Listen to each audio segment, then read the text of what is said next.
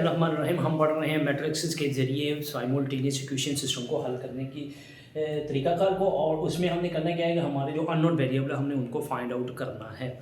पहला तरीका हमने इन्वर्स का वो कर दिया है। अब हम दूसरा तरीकाकार जो है वो क्रैमर के रूल के तहत इसको फाइंड आउट करेंगे। हमारे पास ये दो इक्वेशंस गिवन है, साइमल्टेनियस इक्वेशन सिस्टम में दो इक्वेशन गिवन है, इनमें दो वेरिएबल है और दो ही इक्वेशन है। हम इनसे क्या करेंगे, मैट्रिक्स क्रिएट करेंगे। देखिए फर्स्ट ऑफ ऑल हमने क्या करना है कि लेट्स सपोज हमारे पास ये इक्वेशन है +4y = 20। हमने इसमें देखना है कि हमारे पास जो वेरिएबल है उनके हमने क्या दे रहे हैं, उनके कोफिशिएंट दे रहे हैं विद साइन 3 4 2 2, और उसके बाद मैट्रिक्स आता है हमारे वेरिएबल्स का = जो इक्वालिटी के दूसरी तरफ है इक्वेशन में वो उसका मैट्रिक्स आएगा। ठीक हो गया। हमने इनके नाम रखे थे कि ये ए मैट्रिक्स है, ये एक्स है और ये = बी के। हमने क्या करना है, हमने क्रैमर रूल के जरिए फाइंड आउट करना है। तो क्रैमर रूल में ये था, क्रैमर रूल के हमने कहा एक्स और वाई हमारे वेरिएबल है, हमने इनको फाइंड आउट करना है। तो a1 की वैल्यू, जो x की वैल्यू है a1 डिटर्मिनेंट a1 का और डिटर्मिनेंट a का। अब a1 क्या है, या ax होगा ये, और दूसरी हमारे पास हमने y फाइंड आउट करना है। तो इसमें a2 डिटर्मिनेंट और a का डिटर्मिनेंट। मैट्रिक्स हमारे पास एक है, ये इसी से हमने फाइंड आउट करने हैं x और y की। अब देखिए a1, a तो हमारे पास आ गया ये वाला 3 4 2 और 2 जो ओरिजिनल है। A1 क्या है, A1 मैट्रिक्स हमारे पास जो बी मैट्रिक्स है, जो इक्वालिटी के दूसरी तरफ वाली वैल्यूज है जिसके इक्वल इक्वेशन है, उनको हमने इस मैट्रिक्स को रिप्लेस करना है इस हमारे ए मैट्रिक्स के फर्स्ट कॉलम के साथ, उसको रिप्लेस करना है। तो हमारे पास क्या आएगा 20 12 4 2, ये हमारे पास A1 हो गया। और इसी तरह हम बनाएंगे A2 मैट्रिक्स में हम देखेंगे कि हमारे पास ये जो मैट्रिक्स बी जिसको हमने नाम रखा हुआ, इसको हम रिप्लेस करेंगे हमारे ओरिजिनल ए के सेकंड कॉलम के साथ रिप्लेस कर देंगे। फर्स्ट वाला वही आएगा 3 2, और ये हमारे पास 20 और 12।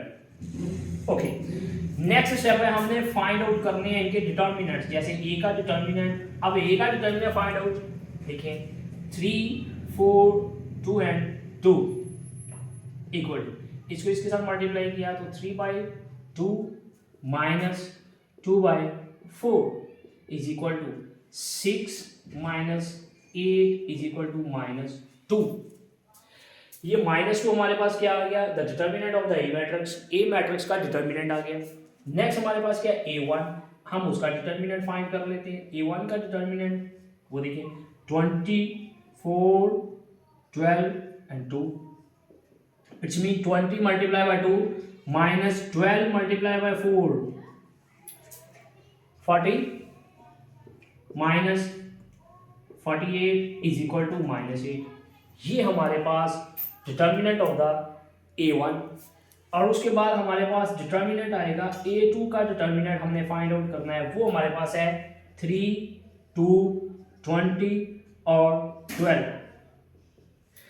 अब देखिए 3 multiply by 12 minus 2 multiply by 20, और अब देखिए ये हमारे पास 36 माइनस 40 इज इक्वल टू -4। सबके डिटर्मिनेंट माइनस में आ गए। ये हमारा A1 और A2 तीन डिटर्मिनेंट्स हमने फाइंड आउट कर लिए हैं।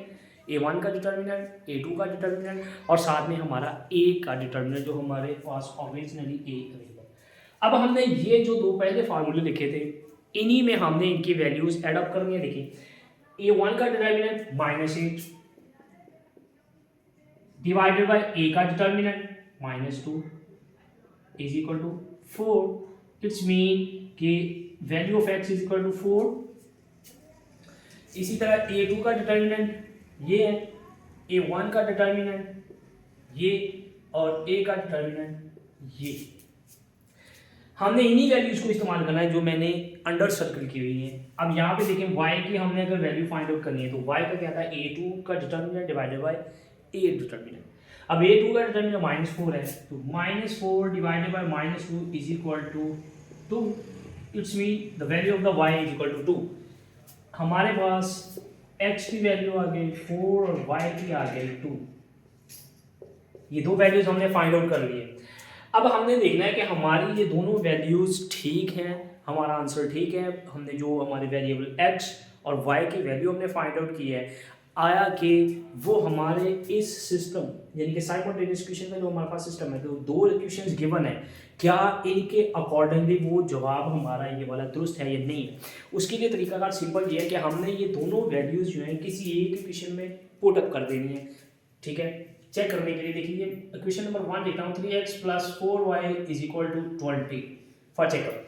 अब क्या है, x = 4 और y = 2 है। x की जगह हम क्या लगाएंगे 4 और y की जगह हम लगाएंगे 2।